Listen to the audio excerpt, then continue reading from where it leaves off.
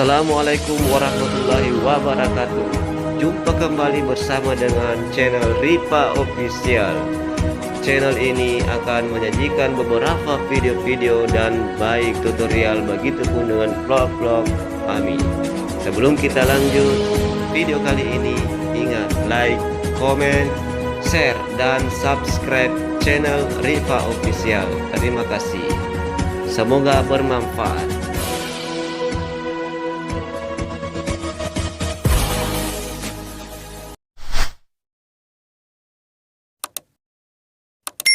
Peran Makassar merupakan peran yang terjadi antara Kesultanan Goa bersama sekutu-sekutunya yang dipimpin oleh Sultan Hasanuddin melawan Belanda VOC yang dipimpin oleh Cornelis Janson Spelman bersama sekutunya Kerajaan Bone yang dipimpin oleh Arum Palaka.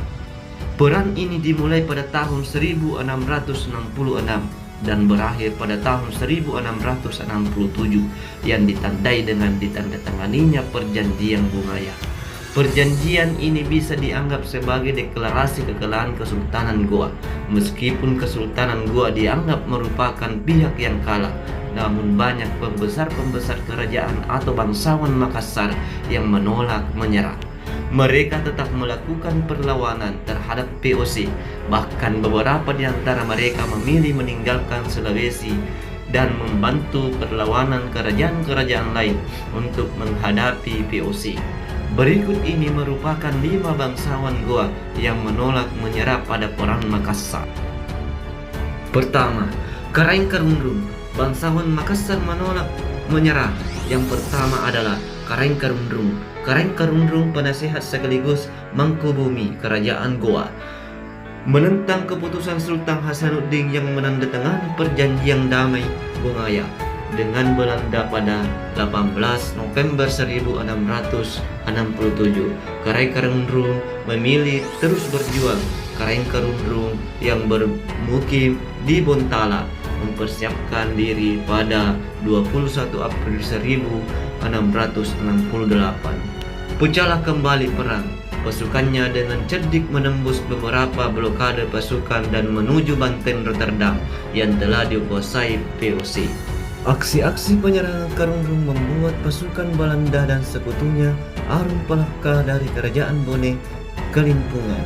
Sementara benteng-benteng yang dalam Perjanjian Bungaya harus dihancurkan, malah diperkuat kembali oleh Karaeng Karundrum. Serangan kedua pada 5 Agustus 1668, pasukan Makassar membuat gerakan pancingan yang menyusup ke Port Rotterdam. Namun, Arum Palaka menyergapnya. Pasukan Makassar mundur teratur dan terus dikejar pasukan Arum Palaka. Arum Palaka yang merasa sudah memukul mundur pasukan Karundrum, tiba-tiba di suatu titik dikepung oleh pasukan Makassar yang muncul dari persembunyiannya. Keadaan membalik, pasukan Arum Palaka terdesak. Berikutnya, serangan serempak terjadi pada 12 Agustus 1668. Namun, karena terburu nafsu dan perhitungan tidak begitu tepat, serangan itu tak mencapai sasaran. Akibatnya, 27 pucuk meriam jatuh ke tangan Belanda. Spelman kemudian menghimpun kekuatan untuk menggali parit-parit menuju benteng Sombaopu, tempat bermukim Sultan Hasanuddin. Spelman merencanakan penyerangan secara penuh ke benteng Sombaopu, sembari menunggu bantuan dari Batavia. Pada April 1669, meriam-meriam berskala ledak besar diarahkan ke Sombaopu. Saat bantuan mulai berdatangan, pada 15 Juni 1669, Spelman mengibarkan bendera merah untuk melakukan serangan total terhadap benteng Sombaopu. 10 hari kemudian, pada 24 Juni 1669, Spelman berhasil mengambil alih secara penuh Sombaopu. Akhirnya, Karundrum mengakui kekalahannya.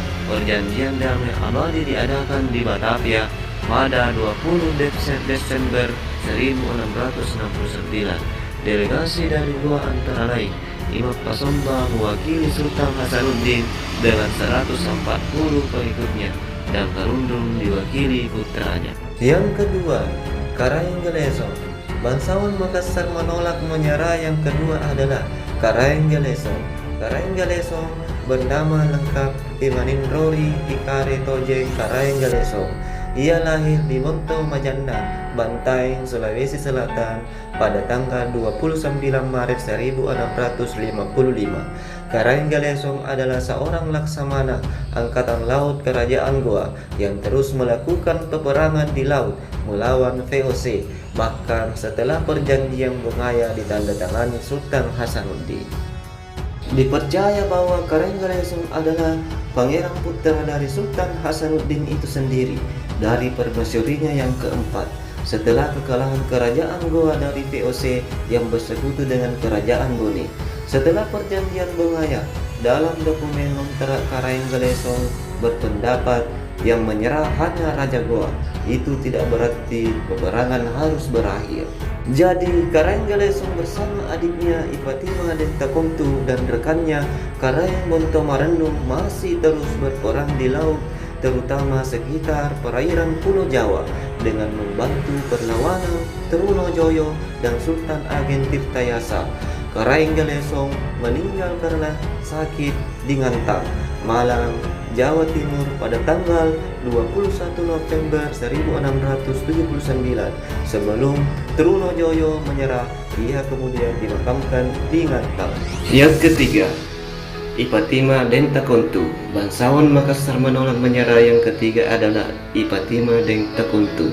Ipatima Dentakontu lahir pada 10 September 1659, adalah putri tunggal hasil perkawinan Raja Goa Sultan Hasanuddin dengan gadis bangsawan dari Sandrobone, Ideng Takele.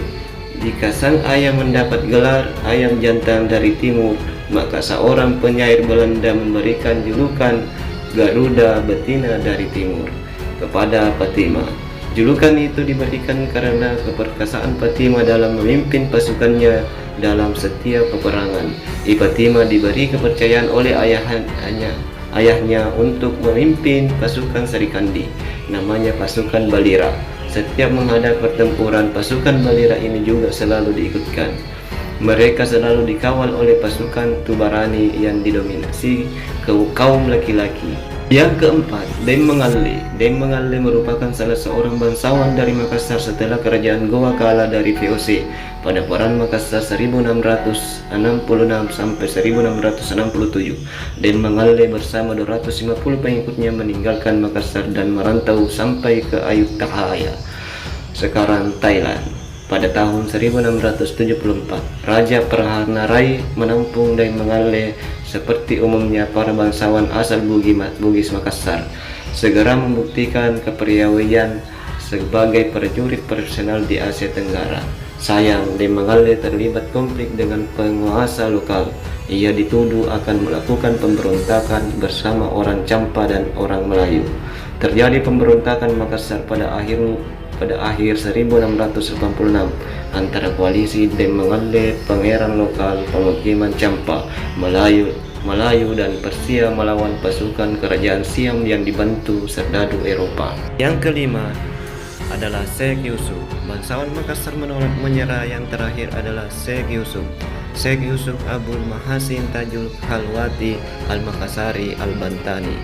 Ia juga digelar tautan Tuan Tak Selamat Kiri Goa, Tuan Guru Penyelamat kita dari Goa, oleh pendukungnya di kalangan rakyat Sulawesi Selatan.